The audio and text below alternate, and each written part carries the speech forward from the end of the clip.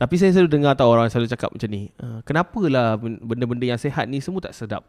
Kenapa yang tak elok ni saja semua sedap? Dalam murah.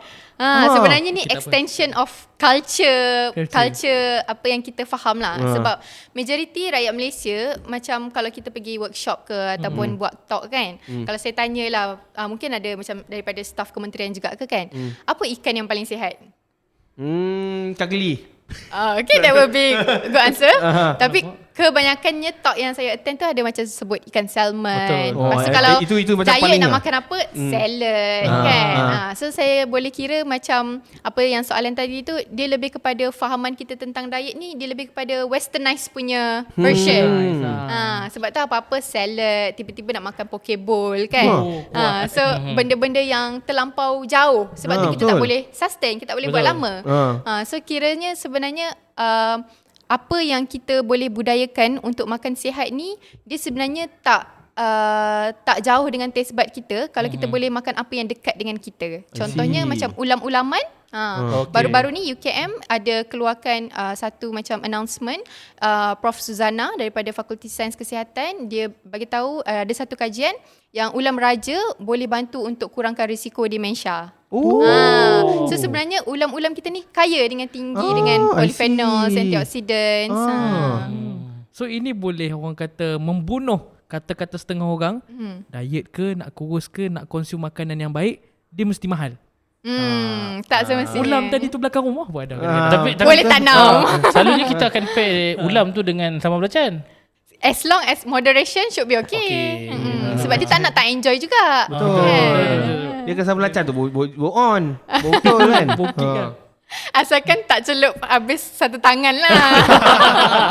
Sikit-sikit boleh lah. Okay, so lagi satu saya nak tanya kan, kenapa kan satu situasi yang bila orang tu diet, tak kisahlah Atkins ke apa kan, tapi once dia macam dia stop ataupun dia makan balik ikut apa yang dia makan sebelum dia diet, rebound dia tu terlalu tinggi. Macam dia macam daripada gemuk biasa, koi tu jadi lagi gemuk. Sebab bila hang stop diet tu. Sebab apa? Kita. Tak. Boundaries.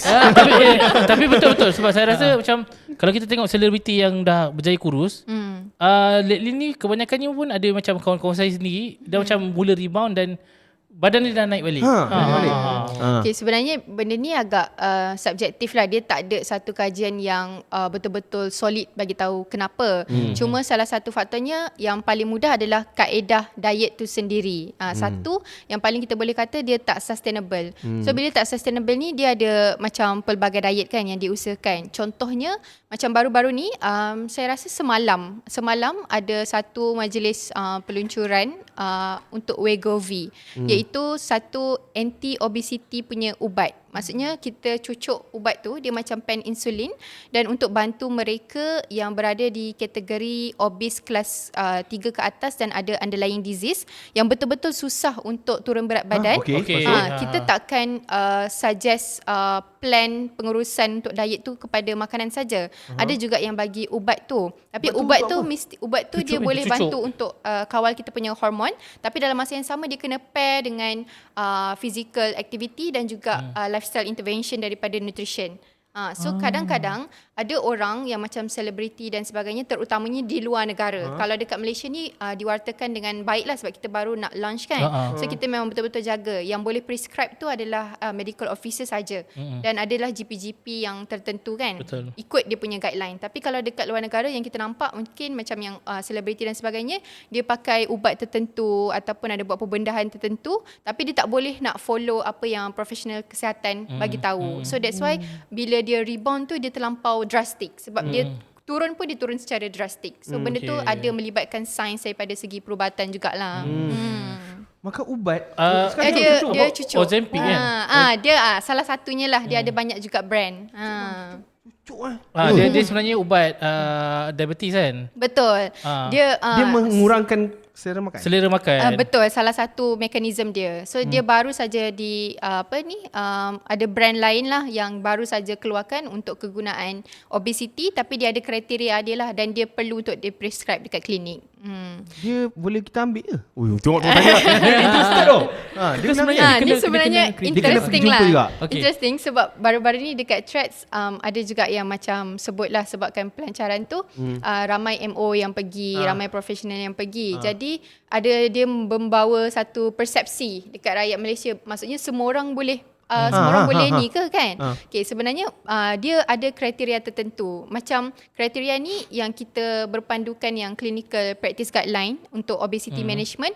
Kita obes ni kita salah satu assessment, macam saya cakap tadi kan, dekat klinik kita ada assessment kan. So salah satu assessment yang paling mudah dan dipakai di semua tempat biasanya BMI, Body Mass Index kan, yang guna kita punya berat dan tinggi. So salah satu kriteria adalah BMI dalam berapa lingkungan saja yang boleh pakai ubat ni. So BMI yang dalam lingkungan ni biasanya obesity kelas ketiga dan ke atas. Maksudnya dia obes tu dia tak semestinya disebabkan pemakanan saja. Boleh jadi disebabkan dia punya metabolism, disebabkan dia punya penyakit. Sebab tu kita cakap obes ni dia satu benda yang kompleks. Kita tak boleh nak cakap you gemuk sebab you malas. Tak ada. Tu kita punya pemahaman daripada segi profession. Dia bukan sebab pemakanan saja. Tapi ini bukanlah satu kata comfort words kepada mereka yang ada masalah obes. Cuma ikhtiar dia berbeza dengan mereka yang pada BMI lain.